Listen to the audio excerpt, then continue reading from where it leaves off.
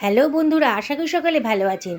সকালবেলা তাড়াহুড়োর সময় সবারই মনে হয় যে এমন কি জলখাবারটা বানাবো যেটা টেস্টিও হবে, হেলদিও হবে, আবার পকেট ফ্রেন্ডলিও হবে। দেখুন, আজকে একটা অসাধারণ টেস্টি রেসিপি আমি নিয়ে এসে হাজির হয়েছি। ব্রেকফাস্ট রেসিপি বানানোটা কতটা সোজা আপনারা দেখলে পরেই বুঝতে পারবেন। আমি 1 বাটি পরিমাণ সুজি একটা বোলের ভেতর নিয়ে নিচ্ছি। যে কোনো ধরনের সুজি নিতে পারেন, মোটা কিংবা পাতলা। আর এর ভেতর দিয়ে দিচ্ছি হাফ বাটি মতন টক দই, আর ওই বাটি মাপেরই 1 বাটি পরিমাণ জল আমি দিয়ে দিলাম। দিয়ে সব কিছু খুব ভালো করে মিশিয়ে নিচ্ছি।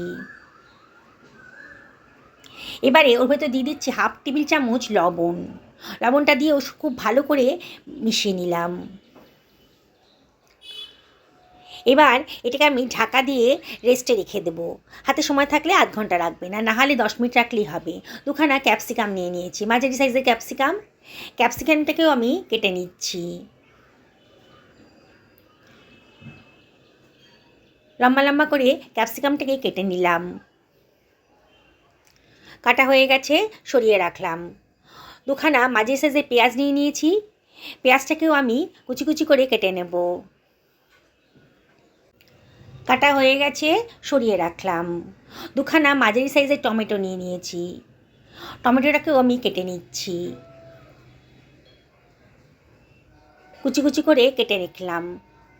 এবার কতগুলো রসুনের কোয়া নিয়ে নিয়েছি। রসুনের কোয়াগুলোকেও আমি কুচি কুচি করে কেটে নিচ্ছি। কতগুলো কাঁচা পাকা লঙ্কা নিয়ে নিয়েছি। আগে থেকে সমস্ত সবজি ধুয়ে পরিষ্কার করে নিয়েছিলাম। লঙ্কাটাকেও কুচি কুচি করে কেটে নিলাম। যদি বাচ্চাদের জন্য বানান তাহলে লঙ্কার পরিমাণটা কমিয়ে দেবেন কিংবা অ্যাভয়েড করবেন। একটা ফ্রাই প্যান গরম করতে দিয়ে দিয়েছি। তার ভেতর 1 টেবিল চামচ তেল দিয়ে দিলাম। তেলের ভেতর দিয়ে দিলাম 1/4 টেবিল চামচ গোটা জিরে আর কেটে রাখা রসুনের কুচিগুলো দিয়ে একটু ফ্রাই করে নিচ্ছি। গ্যাসের ফ্লেমটা মিডিয়াম টু হাইতে রেখে একটু নাড়াচাড়া করে নিতে হবে। রসুনের কাঁচা ভাবটা যখন চলে গেছে তখন 1 টেবিল চামচ লবণও দিয়ে দিলাম। দিয়ে একটু নাড়াচাড়া করে নিচ্ছি। কেটে রাখা পেঁয়াজ কুচিটা দিয়ে দিলাম। এর ভেতর দিয়ে দিচ্ছি ক্যাপসিকাম কুচিটা। এবারে সব কিছু খুব ভালো করে মিশিয়ে নিচ্ছি। গ্যাসের ফ্লেমটা এই সময় হাই করে দিয়েছি, আর অনবরত কিন্তু নাড়তে হবে। এবারে আমি এর ভেতরে দিয়ে দিচ্ছি হাফ বাটি পরিমাণ কড়াইশুঁটি। আমার কাছে ছিল, দিয়ে দিয়েছি। না থাকলে অ্যাভয়েড করবেন।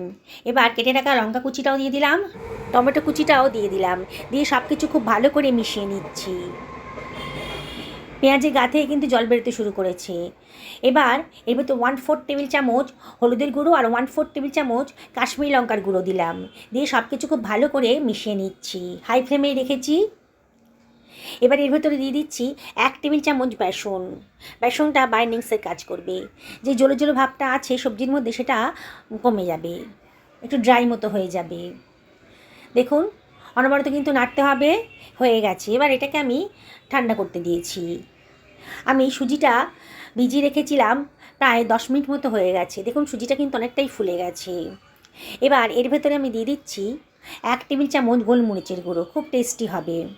দিয়ে আবার একটুখানি ভালো করে মিশিয়ে নিচ্ছি। অনেকটা ফ্লাফি হয়ে গেছে। এবার হাফ টেবিল চামচ ইনো দিয়ে দিলাম। ইনো না থাকলে খাবার সোডাও দিতে পারেন। 1 টেবিল চামচ জলও দিয়ে দিলাম। ইনোটা তাহলে অ্যাক্টিভ হয়ে গেল। দেখুন কতটা ফ্লাফি হয়ে গেছে। আর ডেনসিটিটাও দেখুন, এরকমই রাখতে হবে।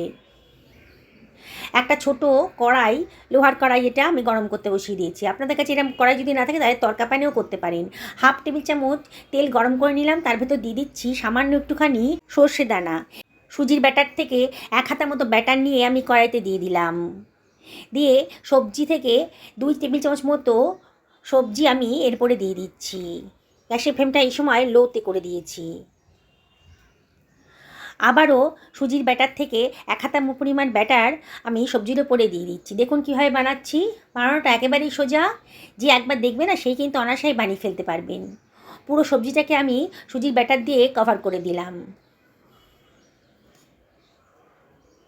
এবার এটাকে ঢাকা দিয়ে মিনিটখানেক মিডিয়াম টু লো ফ্লেমে রান্না করে নেব। দেখুন, ওপরে পোর্শনটা কিন্তু বেশ শুকনো শুকনো মনে হচ্ছে। আবারও হাফ টেবিল চামচ মতো তেল দিয়ে দিলাম সাইড দিয়ে আর ওপর দিয়ে। এবার আমি এটাকে উল্টে দিচ্ছি। দেখুন, বানানোটা হয়ে গেছে। আবার ওই পিটু উল্টে পাল্টে ভালো করে ভেজে নেব, ভেতরটা যাতে কাঁচা না থাকে। এইভাবেই বাকি ব্রেকফাস্টগুলো আমি তৈরি করে ফেলবো। দেখছেন তো বানানোটা কতটা সোজা আর কতটা হেলদি। এটা খাবার জন্য কিন্তু কোনো তরকারির প্রয়োজন হয় না। নরম তুলতুল করছে, বাড়ি ছোট থেকে বড় কিন্তু সবাইকেই মজা করে খাবে। বাচ্চাদের স্কুলের টিফিনও দিতে পারেন, হাজব্যান্ডের লাঞ্চ বক্সেও কিন্তু এটা বানিয়ে দিতে পারেন। দেখুন কতটা নরম তুলতুল করছে, আর ভেতরটা কিন্তু সবজির পুরে ঠাসা। 10 থেকে 15 মিনিটের মধ্যেই কিন্তু এই রেসিপিটা তৈরি হয়ে যাবে। সুস্থ থাকুন, ভালো থাকুন, নমস্কার নেবেন।